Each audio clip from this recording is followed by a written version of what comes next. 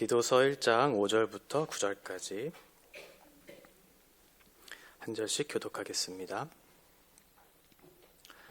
내가 너를 글에 대해 남겨둔 이유는 남은 일을 정리하고 내가 명한 대로 각성의 장로들을 세우려 하려 함이니, 책망할 것이 없고 한 아내의 남편이며 방탕하다는 비난을 받거나 불순종하는 일이 없는 믿는 자녀를 둔 자라야 할지라.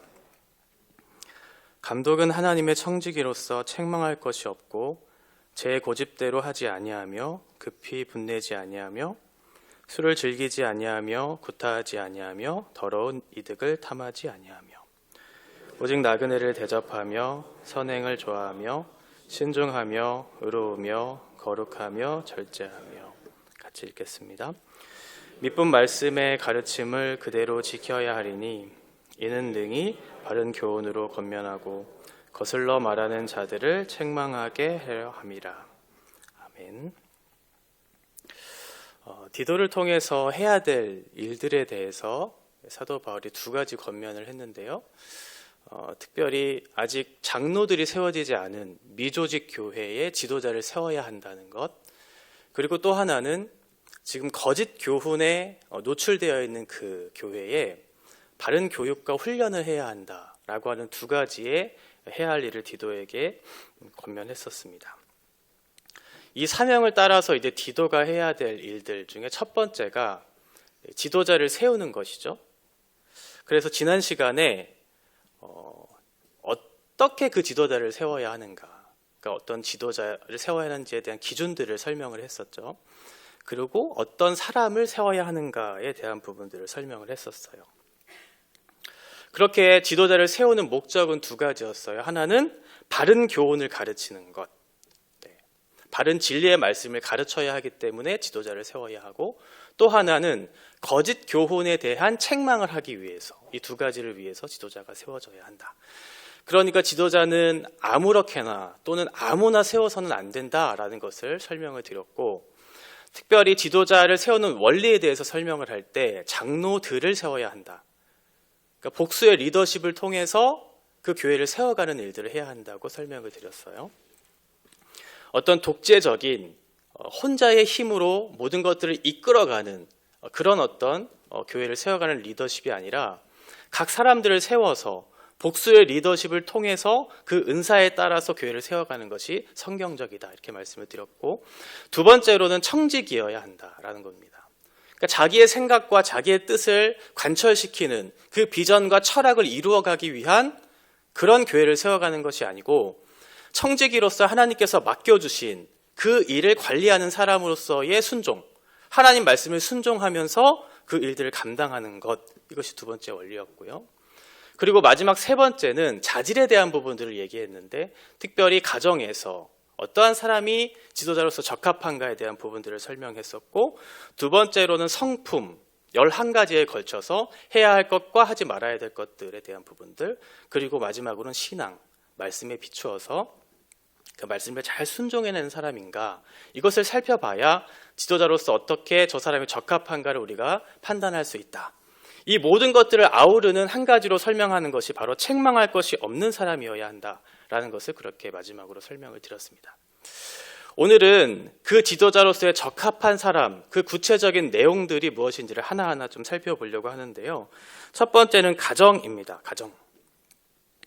그 사람이 첫 번째로 검증되어야 하는 장소가 바로 가정이라고 하는 것이죠. 가정은 가장 많은 시간들을 보내는 곳, 그리고 가장 많은 사람들이 많은 시간들을 보낼 뿐만 아니라 나를 가장 잘 아는 사람들이 모여 있는 곳이죠. 그러니까 그 속에서 내가 검증되어야 한다라고 하는 거예요. 교회에서는 가끔씩 만나니까 잘 모르죠. 우리가 얼마나 알겠어요, 서로에 대해서. 어떠한 면에서는 외적인 것만 알고 또는 깊이 안다고 하지만 실제적인 그 사람의 모습을 우리가 다 알 수는 없어요. 그래서 어떤 면에서는 잘 속일 수 있죠. 그러나 가정에서는 나의 아내와 나의 자녀들에게는 그 부분들을 속일 수가 없어요. 그 모든 것들이 적나라하게 드러나는 곳이기 때문에 이 가정에서 먼저 우리가 검증을 받아야 한다. 6절 상반절에 보면 책망할 것이 없고 한 아내의 남편이어야 한다. 하나님께서 맺어주신 그 부부와의 관계를 충성스럽게 잘 감당하는 사람이어야 한다라는 거겠죠. 젊었을 때야 우리가 그 사람의 외모를 보고 그 사람의 아름다움을 보면서 서로를 즐거워하고 서로를 사랑하고 할 수야 있겠지만, 나이가 점점점 들어가면 들어갈수록 그 외적인 모든 아름다움이 사라졌을 때 그 사람을 책임 있게 감당하려고 하는 그런 마음이 우리 가운데 있는가를 살펴야 한다는 거예요. 외적인 아름다움은 무뎌졌지만 그 내면의 아름다움을 보면서 그 사람을 귀하게 여기고 나와 함께한 것을 감사히 여기면서 하나님께서 맺어주신 귀한 관계인 것을 알고 책임 있게 그것을 끝까지 감당하는 그 한 아내의 남편이어야 한다는 것을 성경은 얘기하고 있죠. 베드로전서 3장 4절에 보면 아내들에 대해서 이렇게 얘기를 해요. 오직 마음에 숨은 사람을 온유하고 안정한 심령에 썩지 아니할 것으로 하라. 이는 하나님 앞에 값진 것이니라. 그러니까 아내들이 해야 될 것은 무엇이냐면 외적인 아름다움을 치장하는 것이 첫 번째 해야 될 것이 아니고 그 내면 안에 있는 아름다움, 그 오직 마음에 숨은 사람을 온유하게 하는 그 안정한 심령에 썩지 않을 것을 위해서 살아가는 그것. 이것을 아내들은 노력해야 하고 남편들은 그것들을 보면서 그것을 즐거워하고 그 아름다움을 발견하면서 끝까지 그 여인의 아름다움을 보고서 즐거워할 줄 알아야 돼요. 왜냐하면 이 내면의 아름다움이라고 하는 것은 어떠한 것이냐면 하나님을 신뢰함으로 주어진 아름다운 결과물들이거든요.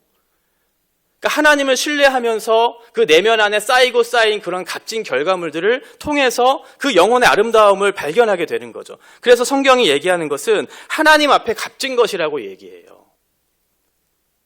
하나님을 신뢰함으로 얻게 된 결과물들이 그 안에서 보이기 시작하니까 하나님이 그것을 보고 참 값지다 라고 설명한 거죠. 그러면 남편들은 무엇을 보아야 할까요?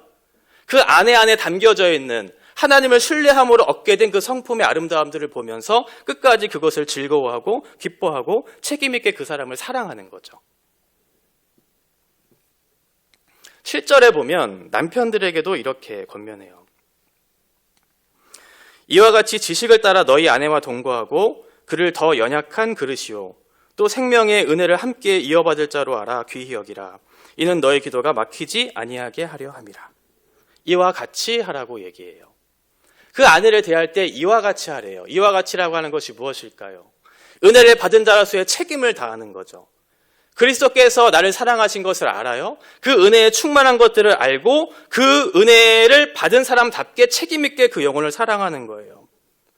하나님께서 교회를 사랑하신 것처럼 그리스도께서 우리를 사랑하신 것처럼 이와 같이 그 은혜를 받은 사람으로서의 책임을 다하면서 그리스도께서 나를 받아내신 것 같이 그 한 영혼을 받아내는 거죠. 그리스도 안에서 서로를 아끼고 그리스도 안에서 서로를 사랑하고 귀하게 여기면서 하나님께서 부부로 맺어주신 그 언약관계 속에서 그 영혼들을 끝까지 책임 있게 살아가는 것. 이와 같이 그 아내를 소중하게 여기라. 두 번째는 지식을 따라 그 아내를 사랑하라고 얘기해요. 감정으로서는 불가능하죠. 내가 어떠한 감정을 가지고 그 사람을 사랑한다는 건 어떠한 면에서 일방적인 사랑이 될 수가 있어요. 그 사람이 어떠한 사람인 줄 알고 그가 기뻐하는 것이 무엇인지를 알고 나서 사랑하는 것과 내가 추측했었을 때 아무런 지식 없이 그 사람을 감정적으로 사랑하는 것은 엄청난 차이가 있는 거죠. 그런 지식을 통해서 우리 안에 있는 신체적이고 정서적인 영적인 지식들이 쌓이고 쌓여져 가면 부부 안의 관계가 더욱더 풍성하게 맺어질 거잖아요. 그러니까 그 지식을 선행하고 그 지식을 소유함으로 말미암아 그것을 통해서 그 영혼들을 사랑하라고 얘기하고 있죠. 그러면 남편들은 무엇을 해야 할까요? 그 아내의 필요를 채워줘야 하는데 남편으로서 해야 될 일들이 많이 있지만 그 핵심적인 것은 무엇이냐면 영적인 필요를 채워주는 역할을 해야 돼요. 하나님의 말씀을 잘 연구하고 하나님의 말씀을 잘 분별해서 그 아내에게 필요한 영적인 지식들을 채워주는 거죠. 그리고 그 아내와의 깊은 사귐들을 그 시간들을 보내면서 신체적인 정서적인 그런 공감들을 얻어가면서 서로를 사랑하는 그런 일들이 필요하다. 그러면서 아내를 더 연약한 그릇으로 여기라. 이것은 우월한 위치에서 그 영혼을 깔아 뭉개고 이렇게 함부로 대하라는 말이 아니잖아요. 똑같은 연약한 그릇으로 우리가 알지만 더 연약한 그릇으로 그 여인을 맞이하고 함께 생명의 유업을 이어받을 자로 생각하면서 그 영혼을 동등한 위치에서 사랑하라. 이렇게 우리에게 권면하고 있어요. 멀리 있는 사람들에게 인정받을 필요는 없죠. 굳이 멀리 있는 사람들한테 인정받을 필요가 있겠어요? 가까이 있는 사람한테 인정을 받아야 그게 진짜죠. 멀리 있는 사람들은 속일 수 있어요. 얼마든지 속일 수 있어요. 잠깐 만나고 끝나는 사이, 어쩌다 한 번씩 만나는 그런 사이, 그런 사람들에게 인정을 받아봐야 무슨 소용이 있겠어요. 가장 가까이 이웃하고 있는 너의 가정, 그 중에서도 너의 아내에게 인정을 받아라. 그 사람이 지도자로서 적합한 사람이다. 이렇게 말씀하고 있어요. 두 번째는 자녀에 대해서 얘기하죠. 6절 하반절에 보면 방탕하다는 비난을 받거나 불순종하는 일이 없는 믿는 자녀를 둔 자라야 할지라. 이 방탕이라고 하는 말은 기본적으로 무계획적인, 무질서한 이런 뜻을 가지고 있어요. 에베소서 5장 18절에 보면 술 취함과 관련된 그 단어가 바로 이 단어, 아소티아라고 하는 이 단어거든요. 그러니까 절제되지 않았어요. 무계획적이에요. 통제가 되지 않아요. 무질서한 삶을 살아가는 그런 자녀를 둔 그 사람은 지도자로서 적합하지 않다. 이렇게 얘기하고 있고요. 두 번째는 불순종. 이 말은 말 그대로 통제를 벗어난 거예요. 근데 어떤 통제를 벗어났냐면 하나님의 통치의 질서를 벗어난 사람들, 이 사람을 얘기해요. 정리하면 어떠한 자녀이냐면 하나님의 뜻대로 살지를 않고 내 마음대로 살기를 기뻐하는 이런 무계획적이고 무질서한, 통제받지 못한 그런 자녀를 둔 사람은 지도자로서 적합하지가 않다. 자녀들은 부모를 보면서 배우죠. 부모가 어떻게 사는지를 다 봐요. 그러니까 부모가 나를 어떻게 키웠는지는 자녀들이 가장 잘 알죠. 세상적인 방식으로 키웠는가 아니면 세상의 방식으로 키우지 않기 위해서 믿음 안에서 말씀 안에서 키우려고 애쓰는 그런 삶의 방식들을 택했는가라는 것들을 살펴보면 그 사람이 지도자로서 적합한가 그렇지 않은가를 우리가 살펴볼 수 있죠. 자녀에게 있어서 가장 큰 영향력을 주는 사람이 부모인데 자기 자녀조차도 바르게 돌보지 못하는 사람이 어떻게 다른 성도들을 돌볼 수 있겠느냐라고 하는 말이죠. 가장 가까이 있는, 가장 영향력을 끼칠 수 있는 자녀조차도 하나님의 말씀으로 잘 돌보지 못하는데 어떻게 옆에 있는 지체들을, 성도들을 잘 섬기고 잘 양육할 수 있느냐, 이렇게 얘기하고 있는 거예요. 가정 안에서 그 사람이 적합한지를 살펴라. 그 사람은 물론이거니와 그 사람의 신앙과 인격은 물론이죠. 당연히 봐야 되겠죠. 그것뿐만 아니라 가정 안에서 그 가족들을 보면서 지도자로서 적합한가를 살피라고 성경은 우리에게 권면하고 있습니다. 두 번째는 성품인데요. 성품은 함부로 만들어낼 수 있는 것이 아니죠. 교회는 어떠한 기준들을 가지고 사람들을 뽑지 않습니다. 어떤 자격과 조건을 갖추어야만 이 사람이 거기에 적합하다 이렇게 얘기하지 않아요. 성품을 얘기하고 있어요.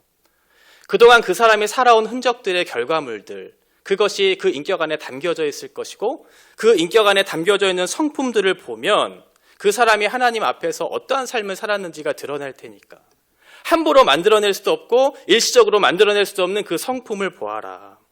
그러면서 하지 않아야 될 5가지와 해야 할 6가지를 설명해 주고 있어요. 먼저는 하지 않아야 될 5가지 중 첫 번째는 무엇이냐면 제 고집대로 하지 말아라. 다른 사람의 말을 들을 줄 알고 경청할 줄 알아야 돼요. 자기 고집을 끝까지 꺾지 않고 계속해서 관철시키면서 그 일을 끝까지 밀어붙이는 사람들 있죠. 그 목적을 달성하기 위해서. 그런 사람은 지도자로서 적합하지 않다. 다른 사람의 의견이 있고 그것들을 신중히 듣고 나서 함께 결정해도 늦지 않는데 자기만 옳아요. 내가 옳다 이거예요. 내가 그런 권한이 있기 때문에 끝까지 그것을 밀어붙이는 거죠. 자기 고집대로. 그렇게 하지 말아라. 급히 분내지 않는 사람. 시간이 걸리더라도 오랫동안 그것을 참아내면서 듣기는 속히하고 말하기는 더디하면서 그 사람의 말을 듣는 거죠. 그러면서 자기의 감정을 다스리는 거예요. 자기 안에 있는 한계와 악함을 다스릴 줄 아는 그런 사람. 그 감정을 통제하고 다스릴 줄 아는 그런 사람. 그런 사람이 지도자로서 적합하다. 어떻게 그것이 가능할까요? 자기 안에 있는 한계를, 그 악함을 발견하고 통제한다는 것은 자기 스스로는 불가능해요. 내가 하나님 앞에 어떠한 존재인지를 깨닫고 날마다 인식했을 때 거기로부터 우리에게 주어지는 그런 성품이죠. 나는 하나님 앞에 제한이 많고 한계가 많은, 나는 선한 것이 없고 악함이 많은, 그러면 내가 스스로 분내지 않을 수 있어요. 하나님 앞에 다스려져 가는 거죠. 세 번째는 술을 즐기지 않는다. 네. 나는 술을 즐기지는 않아요. 가끔 술을 먹기는 해요. 이렇게 합리화해서는 안 돼요. 술이라고 하는 것 또는 담배라고 하는 것, 이런 것들은 어떤 사회로 들어올 때 각 사회의 문화의 특징적인 요소들을 다 이렇게 염두에 두면서 그 문화가 들어오기 시작해요. 특별히 한국 사회에서 술과 담배라고 하는 것, 그리고 초기 한국 교회에 선교사들이 들어왔을 때 술, 담배를 엄격하게 금지했던 이유가 있었죠. 그것으로부터 오는 여러 가지 부정적인 영향들이 사회에 너무나 많은 것들을 끼쳤기 때문에 이것들을 금지시키는 일들이 있었어요. 오늘날 그리스도인들을 바라보는 사람들에게도 동일해요. 그리스도인들은 윤리도덕의 문제에 있어서 우리보다는 조금 더 높은 차원에서의 삶을 사는 사람이다.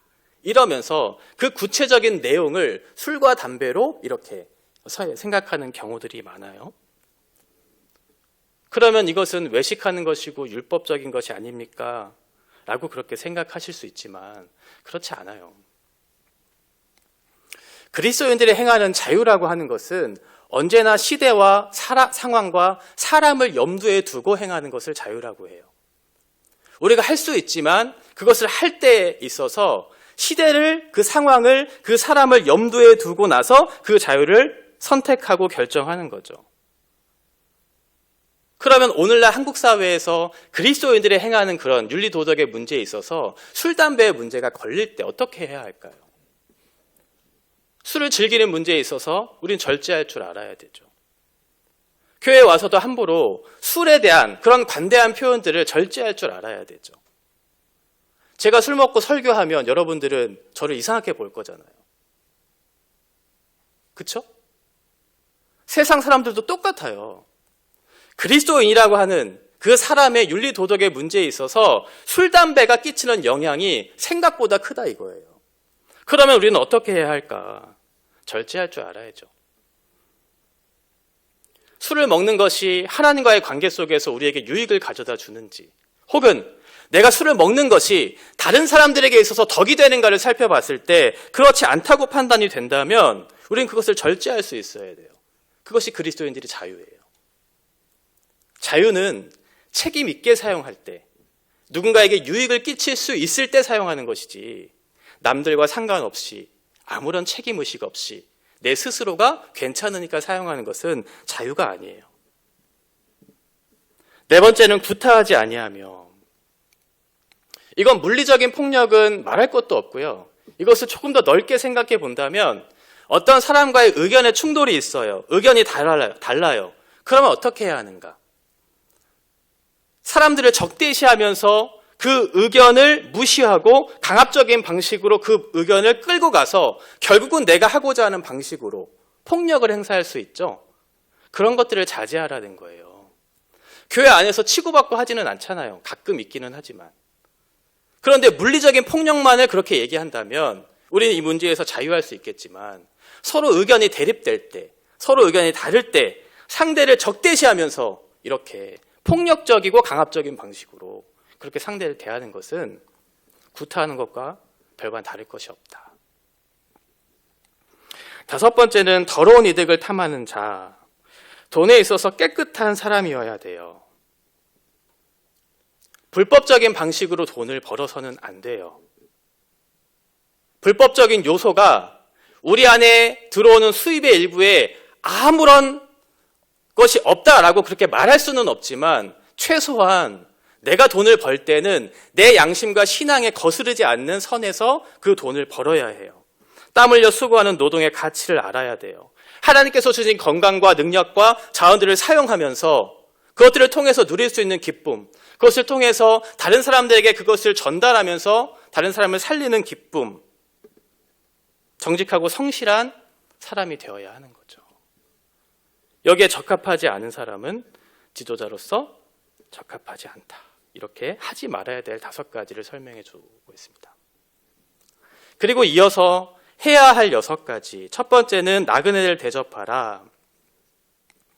다른 사람의 유익을 위해서 내가 충분히 불편을 감수하기도 하고요. 때로는 나의 불이익을 그렇게 감수하기도 할 줄 아는 그런 사람. 나에게 주어질 시간과 돈과 물질을 몸을 사용하면서 다른 사람의 필요를 채워줄 줄 아는 그런 사람이 지도자가 되어야 한다.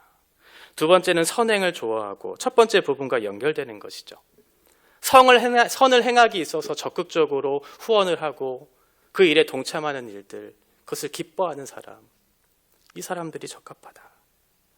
세 번째는 신중하며 어떠한 문제를 판단하고 어떠한 문제를 결정함에 있어서 우리의 올바른 지각을 열어서 그것들을 사용할 필요가 있어요. 신중해야 해요. 그냥 함부로 했던 방식으로 이렇게 결정하고 판단하면 안 돼요. 또는 사사로운 이익이나 또는 자기의 철학이나 자기의 경험을 통해서 결정하면 안 돼요. 올바른 지각을 사용하셔야 돼요. 그 올바른 지각의 핵심은 하나님의 말씀이죠. 하나님의 말씀에 비추어서 이것이 옳은가, 이것이 그른가를 먼저 판단하고 그것이 우리의 공동체의 유익이 되는가, 덕이 되는가를 판단해서 그것을 결정할 수 있어야 한다. 지도자는 중요한 결정을 하는 위치에 있잖아요. 그렇죠? 그 사람이 결정하는 그 방향에 따라서 교회가 달라질 수 있기 때문에, 혹은 그 사람이 정당하지 않은 불법적인 것을 결정하고 그대로 끌고 간다면 교회는 어떻게 될까요? 그것을 덮고 그런 방식으로 계속해서 하다 보면 교회는 골마 터지겠죠. 그러니까 올바른 결정을 할 수 있도록 지각을 열어서 신중하게 그 문제를 판단하고 결정해야 한다. 네 번째는 의롭다. 의롭다는 것은 사람과의 관계를 얘기해요. 그래서 사람과의 관계 속에서 쉽게 얘기하면 악을 악으로 갚지 않는 방식, 악을 선으로 대하고 갚을 줄 아는, 그러니까 옳고 그름의 잣대만을 가지고 칼로 무자르듯 그 사람을 대하는 것이 아니고 정의를 외치되 따뜻한 정의를 외칠 줄 아는 그런 사람이 되어야 한다. 다섯 번째는 거룩이에요. 거룩은 하나님과의 관계죠. 하나님과의 관계에서 하나님과의 관계를 이루는 데 있어서 불필요한 것들, 죄악된 것들, 이런 것들을 끊어내야 한다. 하나님과의 관계를 이루는 데 있어서 불법적이고 도움이 되지 않는 것들은 과감하게 끊을 줄 알아야 돼요. 타협하면 안 돼요. 마지막 6번째는 절제예요. 절제. 이 절제가 가장 끝에 나오죠. 왜냐하면 가장 중요하기 때문에 그래요. 성령의 9가지 열매를 생각해보면 마지막도 절제예요. 이 절제라고 하는 것이 앞에 나온 모든 성품들을 아우르는, 덮어내는, 한마디로 설명해내는 그런 성품이기 때문에 그렇죠. 지도자의 자질 중에 가장 중요한 것 하나만 봐야 한다면 그 사람이 절제할 수 있는가를 살펴보면 돼요. 자기 스스로를 다스릴 줄 알고 통제할 줄 아는가, 이것을 살펴보면 돼요. 그 사람의 마음을 다스릴 줄 아는가, 그 마음속에 담겨져 있는 음욕과 음행과 정욕과 탐심, 그 마음 안에 담겨져 있는 그 모든 것들을 다스릴 줄 아는가, 우리의 인격의 좌소인 마음을 다스릴 줄 아는 그 사람이 하나님 앞에 지도자로서 적합한 사람이라고 얘기하는 거죠. 하나님 앞에 그것들이 다루어진다는 것은 하나님 앞에서 내가 어떠한 존재인가를 깨닫기 때문에 절대로 함부로 살아갈 수 없어요. 자기 스스로를 절제하고 통제할 줄 아는 그런 사람. 지금까지 11가지의 성품에 대해서 살펴봤는데 여러분 어때요? 이 11가지의 말을 듣고 딱 떠오르는 지도자 있으세요? 저는 아무리 생각해도 없더라고요. 유일하게 생각나는 분은 예수님밖에 없었어요. 우리 안에 이런 성품을 갖춘 지도자가 과연 있을까? 쉽지 않은 주제고 어쩌면 불가능한 일일 수도 있겠다라는 생각이 듭니다. 우리가 이 기준들을 살펴보면서 누군가를 판단하고 정죄하는 도구로 사용해서는 안 되겠죠. 할 수 있는 한 그에 준한 사람이 지도자로 세워지기를 위해서 함께 고민하고 함께 기도하면서 세워가는 과정들이 필요하기는 하겠지만, 그렇지만 이것들을 통해서 어떠한 사람이 지도자로 적합한가를 계속해서 그 잣대를 들이밀고 판단한다면 아마도 불가능한 일에 가까울 거예요. 할 수 있는 대로 그런 지도자를 세우기를 노력하고 이것들을 판단의 도구로 사용하지 않고 자기 자신을 돌아볼 줄 아는 도구로 사용해서 함께 이 일을 몸된 교회를 세워가는 지체로서의 사명을 감당하는 것이 더 옳다. 이런 결론이 나왔어요. 한국 교회는 또는 한국 사회는 한 사람에게 너무 많은 것들을 책임을 떠안게 하는 그런 일들이 있습니다. 어떤 문제가 발생하면 어떠한 사람을 탓하거나 어떠한 사람에게 모든 책임을 전가시키는 그런 악습이 있는데, 그렇게 하지 말고 자기를 예외로 두는 것이 아니고 우리를 그리스도 안에서 한 몸으로 부르셨잖아요. 그러면 우리가 서로를 그렇게 지지해주고 서로를 세워가는 그런 공동체로서의 사명을 가지고 이 문제를 바라봐야 될 필요가 있다. 서로의 약함을 인정해 주는 거죠. 그럼에도 불구하고 우리의 불완전함을 통해서도 하나님께서 역사하실 것을 인정하면서 그 문제를 함께 고민하고 해결하고 함께 세워가는 그런 성숙한 지혜가 우리에게 더 필요한 시점이라고 생각을 합니다. 마지막 세 번째는 신앙이에요. 말씀에 깨어 있는 거죠. 우리는 가만히 내버려 두면 본성이 이끄는 대로 우리의 죄악을 우선시하는, 선택하는 그런 악한 모습들이 있어요. 그때 우리를 브레이크 제동해 주는 것이 바로 하나님의 말씀이죠. 하나님의 말씀이 우리 가운데 들어오기 시작하면 어떠한 일들이 일어나냐면 우리가 그동안 해왔던 악습들, 우리가 선택했던 죄악들을 끊어내기 시작하고 새로운 삶의 질서들이 우리 가운데 들어오기 시작하면서 우리 안에 있는 모난 성품과 우리 안에 있는 모난 인격들이 다듬어져 가기 시작해요. 그러면서 우리가 성장하고 성숙해가는 것들을 우리가 보게 되는 것이죠. 그래서 하나님의 말씀이 우리 가운데 충만해야 우리 안에 있는 여러 가지 모난 부분들이 고쳐지고 회복되지고 또 성장하고 성숙해져가는 귀한 도구로 사용될 수 있기 때문에 말씀에 깨어있는 것보다 더 중요한 것은 없다. 9절 상반절에 보면 미쁜 말씀의 가르침을 그대로 지켜야 하리니, 말씀을 아는 것은 너무나 좋아요. 중요해요. 지각을 열어서 그것을 판단해야 되기 때문에 그렇죠. 그런데 동시에 우리가 잊지 않아야 할 것은 하나님의 말씀을 아는 것과 행하는 것의 일치를 이루기 위해서 노력해야 한다는 거예요. 알기만 하고 행하지 않는다면 아무런 의미가 없겠죠. 그런 면에서 말씀이 우리 마음 가운데 들어왔을 때 때로는 이것들이 우리의 마음을 찢고 우리의 마음을 아프게 했을지라도 그것들을 통해서 새로운 출발을 이루어갈 수 있도록 그 말씀에 순종하는 노력들이 필요할 겁니다.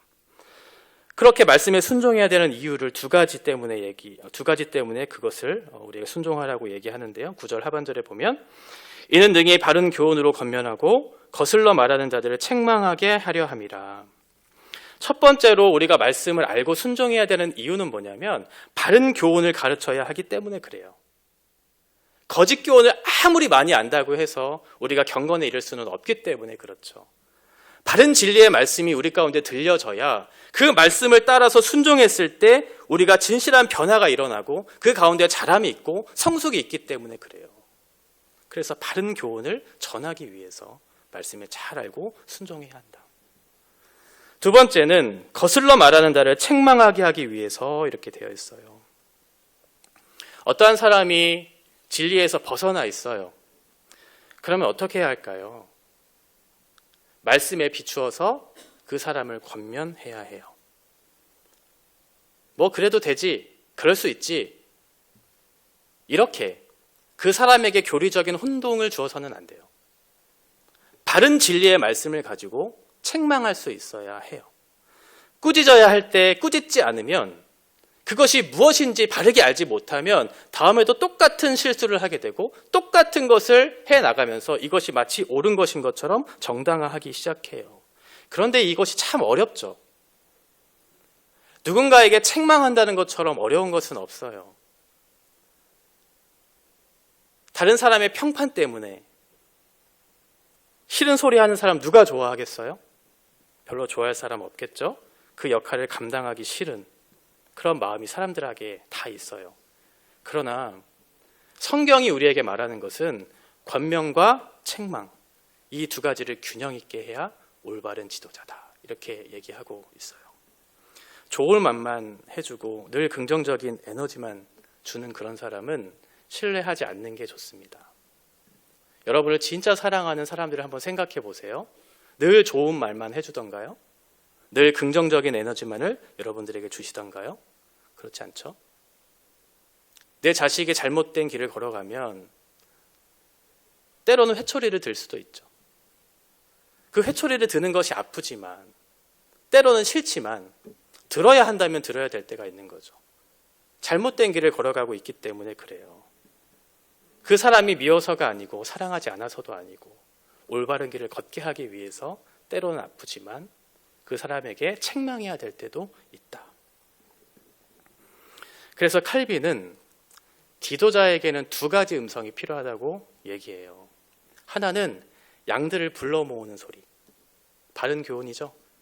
여기에 풀이 있단다, 여기에 진리가 있단다, 여기 푸른 초장에 와서 먹고 마셔라, 이렇게 양들을 불러 모으는 소리가 필요하고, 또 하나는 그 양들을 공격하는 이리와 늑대를 쫓아내는 그 음성이 필요하다고 얘기해요. 이게 바로 책망이죠. 이 두 가지의 말, 이 두 가지의 음성을 균형 있게 다룰 줄 아는 사람이 바른 지도자, 올바른 지도자로서 적합한 사람이다. 성경은 그렇게 얘기하고 있습니다. 건강한 교회가 건강한 성도를 만들 수 있어요. 건강한 성도가 많이 세워져야 사회에서, 가정에서, 교회에서 성도된 책임과 역할을 잘 감당할 수 있습니다. 그 핵심은 바로 지도자를 세우는 것이고, 지도자를 세울 때 성도들이 옳게 분별하고 옳게 분별할 줄 아는 눈이 열려야 바른 지도자를 세울 수 있고, 그래야 교회가 건강해질 수 있어요.